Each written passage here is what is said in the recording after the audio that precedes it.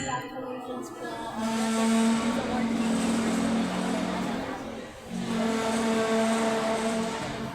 Siyempre, happy ako eh. Papasalamat ako sa major awardee na na-receive ko for I think it's my third awards since na the third edition there. For the last year and the past few years na all women. Pangatlong kasama sa awardee.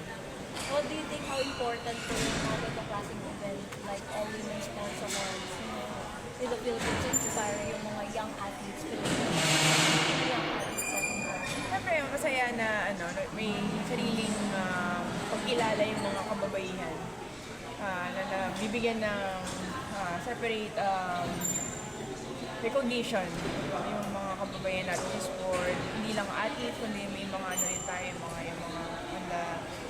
mga officials or anyone na nag-contribute sa women in sport,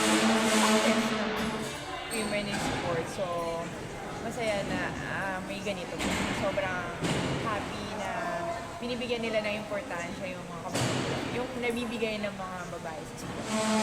Okay, Miss Annie, what's the latest sa inyong training nga pala for your competitions na La Calinia for 2026? Kasi you have been returned sa training, yung national trials na kapag gold ka. So, back to training board na para kay Miss Annie. So, what's the latest? The latest competition po namin is Asian Beach Games. Sa Asian Beach Games. Sa April. Mid-April. And then, of course, you're targeted also the World Championships and the Asian Games. Oo. Medyo matagal pa naman yun. Pero yung first competition is Asian Beach Games sa April. So, expectations sa iyong paglahok nga sa Asian Beach Games. Kasi if I could remember, nag-compete ka before sa Asian Beach Games. Ano po? Sorry. Nag-compete ka before sa Asian Beach Yes, Games? nakadalawang Asian Beach Games ako, 2014 and 2016. Oo, it serves as a comeback na rin. So, kamusta ang training? Okay naman. So, tuloy-tuloy. Kanina nga nabangasin ako. Nung pumunta ako dito, may bangas ako sa mukha. Pero ayun, tuloy-tuloy naman. Hindi naman nag-stop at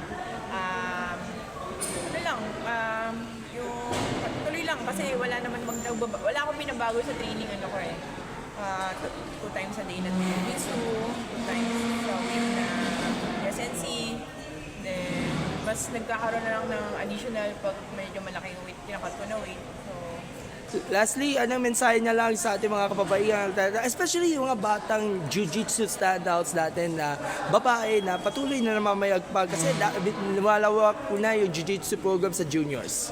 So ayun, masaya ako na nakikita yung lumalaki yung community ng jiu-jitsu, especially sa mga kabataan. At Ang kababaihan. Kababaihan. Siyempre, nakikita natin yung success nila. So I'm looking forward na mas darating yung time na siyempre pag nawala na kami sa sport, nawala na kami dito sa na hindi na kami nag-represent, sila na yung pumapalit sa amin at mas hinigitan nila yung nagawa namin. So, Kasi yan yung nakikita ko yun sa post na rin na of course, yung mga controversial post na rin sa FB na hindi ko na pag-uusapan pa with regards sa age limit, syempre. okay lang yun. Anong medal expectations natin sa Asian Beach Games? Ito mga country parang medyo mahirapan na challenge siya. Mahirap mag-predict ng medal kasi yun yung pinaka-ayaw ko na ginagawa kasi hindi siya mapipredict talaga at all. Kasi magkaano talaga yun eh. On the day na yan, magkakaalaman. After the day, kung sino yung panalo. Kasi kahit naman gaano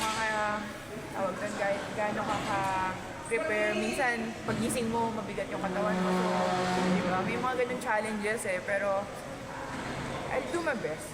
Lagi naman ganun. I'll do my best na ibigay ko yung dapat kong ibigay. Nakuha ko yung dapat kong makuha for this edition. Okay, okay na po. Thank you po. Thank you so much.